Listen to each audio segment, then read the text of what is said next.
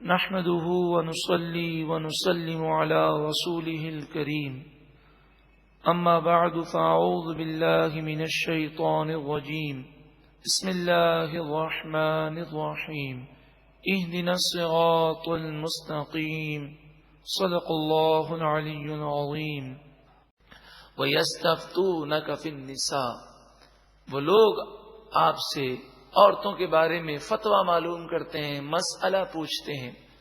قُلِ اللَّهُ يُفْتِيكُمْ فِيهِنَّ آپ فرمائیے اللہ تمہیں عورتوں کے بارے میں فتویٰ دیتا ہے، مسئلہ بیان کرتا ہے۔ وَمَا يُتْلَى عَلَيْكُمْ فِي الْكِتَابِ اور جو کتاب میں قرآن میں تم پر پڑھا جاتا ہے اس میں بھی یہ مسئلہ موجود ہے۔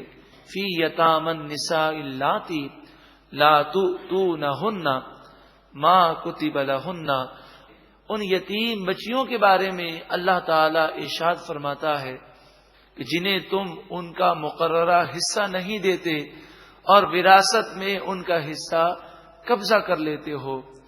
وَتَرْغَبُونَ أَن تَنكِحُوهُنَّ اور ان سے نکاح کی بھی رغبت نہیں رکھتے، نہ تو ان کا نکاح کسی اور جگہ کرتے ہو، نہ خود نکاح کرتے ہو، بلکہ ان کے مال پر قبضہ کر کے ان کو بٹھا کر رکھتے ہو۔ گویا کہ ارشاد فرمایا گیا کہ ان عورتوں کے حقوق کو ادا کرو۔ وَالْمُسْتَضْعَفِينَ مِنَ الْوِلْدَانِ اور کمزور یتیم بچوں کے حقوق کو ادا کرو۔ وَأَن تَقُومُوا لِلْيَتَامَى بِالْقِسْطِ اور اس بات کا حکم دیا جاتا ہے کہ یتیموں کے معاملات میں انصاف قائم کرو۔ وما تفعلوا من خیر اور جو تم بھلائی کرو گے فإن اللہ کان بہ علیما پس بے شک اللہ تعالی خوب جاننے والا ہے۔ یتیم عورتوں کے حقوق کا بیان کیا گیا اور یتیم بچوں کے حقوق کا بیان کیا گیا۔ زمانے جاہلیت میں جو کچھ ہوتا تھا اسی کی جھلک آج بھی اس معاشرے میں نظر آتی ہے۔ ہم اپنے آپ کو ماڈرن کہتے ہیں، تعلیم یافتہ کہتے ہیں، لیکن ہم میں اور زمانہ جاہلیت میں اب زیادہ فرق باقی نہیں رہا کہ آج یتیم بچوں کے حقوق پر ڈاکہ ڈالا جاتا ہے، یتیم بچیوں اور بچوں کی وراثت پر قبضہ کر لیا جاتا ہے۔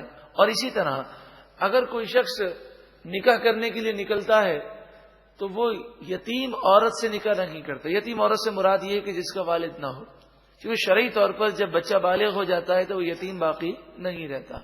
نابالغ بچے کو یتیم کہتے ہیں جس کے والد کا انتقال ہو گیا ہو۔ لیکن جس عورت سے وہ نکاح کرتا ہے اور اسے یہ پتہ چلے کہ اس کا والد نہیں ہے تو اول تو نکاح نہیں کیا جاتا۔ بعض ایسے بھی نادان ہیں، اور اگر کرتے بھی ہیں تو اس نیت سے کہ ٹھیک ہے اس کا پوچھنے والا کون ہوگا، اسے دبا کے رکھیں گے۔ اگر امیر شخص غریب عورت سے نکاح کرتا ہے تو اس لیے نہیں کہ وہ دیندار ہے، بلکہ بعض لوگوں سے سننے میں آیا وہ اس لیے کرتے ہیں کہ غریب عورتیں دب کر رہے گی۔ اللہ تعالی اپنے قہر و غضب سے ہمیں محفوظ فرمائے۔ ہماری سوچ کتنی نچلے طبقے میں چلی گئی۔ وَإِنِ امْرَأَةٌ خَافَتْ مِنْ بَعْلِهَا نُشُوزًا أَوْ إِعْرَاضًا اور اگر کوئی عورت یہ خوف کرے کہ اس کا شوہر ظلم کرے گا یا روح گردانی کر رہا ہے، یعنی عورت یہ محسوس کرے کہ اس کا شوہر اس پر ظلم کر رہا ہے یا اس کا شوہر اس میں رغبت نہیں رکھتا، اس کے حقوق ادا نہیں کرتا، فلا جناح علیہما ان یصلحا بینہما صلحا پس ان دونوں پر کوئی گناہ نہیں کہ وہ آپس میں صلح کر لیں۔ والصلح خیر اور صلح بہتر ہے۔ صلح کی صورت مفسرین فرماتے اس طرح ہوگی کہ عورت کچھ اپنے حقوق معاف کر دے اور اسے کہے کہ بھئی ٹھیک ہے میں یہ بھی کروں گی، آپ سے اس چیز کا مطالبہ نہیں کرتی، آپ میرے حقوق تو ادا کریں، تو اس طرح لینے دینے سے معاملہ سیٹ ہو سکتا ہے۔ وَأُحْضِرَتِ الْأَنفُسُ الشُّحَّ قرآن مجید فقہاء نے ایک اصول بیان کیا کہ انسانی نفس لالچ میں گھرے ہوئے ہیں، ہر شخص خود غرض ہے۔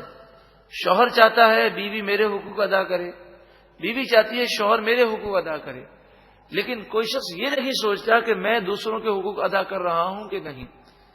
فرمایا ہر شخص لالچی ہے، خود غرض ہے، تو اس لیے لڑائی جھگڑے ہوتے ہیں۔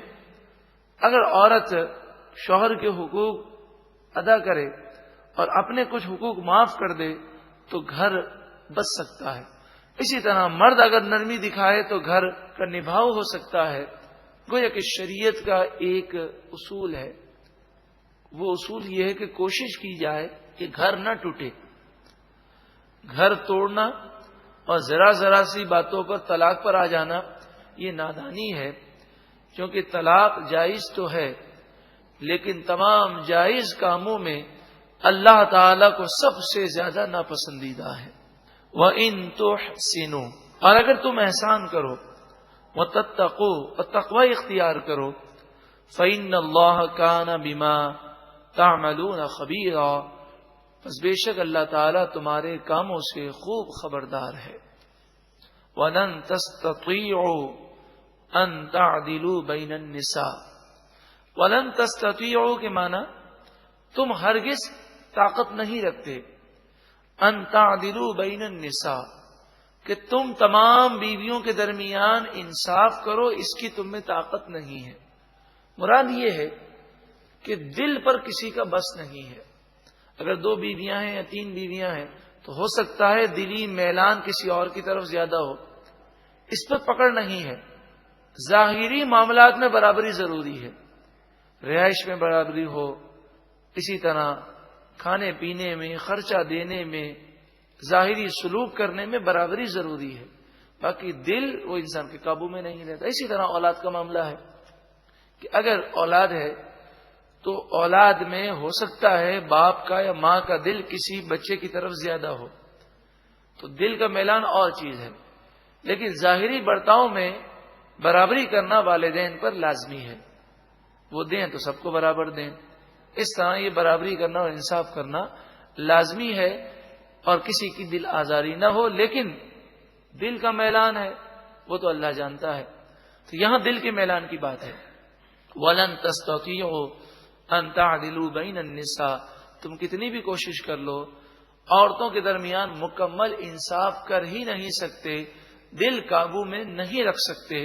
وَلَوْ حَرَصْتُمْ فَلَا تَمِيلُوا كُلَّ الْمَيْلِ، اگرچہ تم کتنی کوشش کر لو تم انصاف قائم نہیں کر سکتے، مگر اتنا تو کرو کہ بالکل کسی ایک کی طرف نہ جھک جاؤ۔ ظاہری برتاؤ میں تو برابری کرو، یہ تو تم کر سکتے ہو۔ فَتَذَرُوهَا كَالْمُعَلَّقَةِ، ایسا نہ کرو کہ ایک طرف جھک جاؤ اور دوسری کو لٹکی ہوئی چھوڑ دو۔ وَإِن تُصْلِحُوا وَتَتَّقُوا، اور اگر تم اپنی اصلاح کر لو اور اللہ سے ڈرو، فَإِنَّ اللَّهَ كَانَ غَفُورًا رَحِيمًا، پس بے شک اللہ تعالی بخشنے والا مہربان ہے۔ وَإِن يَتَفَرَّقَا يُغْنِ اللَّهُ كُلًّا مِّن سَعَتِهِ، اور اگر ان دونوں میں جدائی ہو جائے میاں بیوی میں تو اللہ تعالی اپنے فضل سے ہر ایک کو بے پرواہ کر دے گا۔ ذہن میں سوال آتا تھا کہ اگر طلاق ہو جاتی ہے، بسا اوقات شوہر یہ سمجھتا ہے کہ در در کی ٹھکریں کھاتی پھرے گی اور وہ طلاق دے دے، یا عورت کبھی غرور میں تکبر میں آ کر شوہر سے طلاق کا مطالبہ کرے کہ کہاں جائے گا، تو قرآن مجید فرقان حمید نے اس غرور کو توڑا اور فرمایا ایسا مت سوچو، اللہ تعالیٰ سب کو دینے والا اللہ تعالیٰ ہے، وہ اپنی وسعتوں سے جسے چاہے گا غنی کر دے گا۔ وَكَانَ اللَّهُ وَاسِعًا حَكِيمًا، اور اللہ وسعت والا حکمت والا ہے۔ وَلِلَّهِ مَا فِي السَّمَاوَاتِ وَمَا فِي الْأَرْضِ، اور اللہ ہی کے لیے جو کچھ آسمانوں میں ہے اور جو کچھ زمین میں ہے۔ وَلَقَدْ وَصَّيْنَا الَّذِينَ أُوتُوا الْكِتَابَ مِن قَبْلِكُمْ، اور بے شک ہم نے سخت تاکید فرمائی اہل کتاب کو جو تم سے پہلے ہوئے۔ وَإِيَّاكُمْ، اور اے لوگوں تمہیں بھی سخت تاکید فرمائی، أَنِ اتَّقُوا اللَّهَ، کہ تم اللہ سے ڈرو۔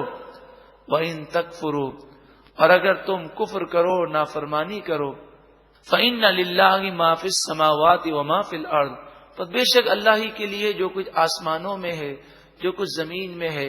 وَكَانَ اللَّهُ غَنِيًّا حَمِيدًا، اللہ تعالی غنی ہے، وہ بے پرواہ ہے، تمہاری عبادتوں کی اسے حاجت نہیں، تم عبادت کرو تو تمہارا بھلا، نہ کرو تو تمہارا نقصان. حمیدن، وہ حمید ہے، زمین و آسمان میں اس کی عبادتیں کی جا رہی ہیں. وَلِلَّهِ مَا فِي السَّمَاوَاتِ وَمَا فِي الْأَرْضِ، اللہ ہی کے لیے ہے جو کچھ آسمانوں میں ہے اور جو کچھ زمین میں ہے. وَكَفَى بِاللَّهِ وَكِيلًا، اور اللہ مدد کرنے کے لیے کافی ہے. إِن يَشَأْ يُذْهِبْكُمْ أَيُّهَا النَّاسِ، اے لوگوں اگر وہ چاہے تم سب کو ہلاک کر دے. وَيَأْتِ بِآخَرِينَ، اور دوسرے لوگ پیدا کر دے، اس کے لیے کوئی مشکل نہیں ہے. وَكَانَ اللَّهُ عَلَى ذَلِكَ قَدِيرًا، اور اللہ یہ کرنے پر قادر ہے، پھر کیوں نہیں ڈرتے تم. من کان یرید ثواب الدنیا، جو کوئی دنیا کا انعام چاہے، صرف دنیا چاہے، تو اسے سوچنا چاہیے کہ وہ محدود چیز کیوں چاہتا ہے. دنیا بھی چاہے آخرت بھی چاہے، اللہ کے پاس تو دونوں چیزیں ہیں. فَعِندَ اللَّهِ ثَوَابُ الدُّنْيَا وَالْآخِرَةِ، پس اللہ کے پاس دنیا کا انعام بھی ہے اور آخرت کا صلہ بھی ہے. وَكَانَ اللَّهُ سَمِيعًا بَصِيرًا، اور اللہ سننے والا دیکھنے والا ہے. جب ہماری دعائیں صرف دنیا کے لیے ہوں، ہماری تمنائیں صرف دنیا کے لیے ہوں، کتنے افسوس کی بات ہے. قبر و آخرت کی فکر ہی نہ ہو.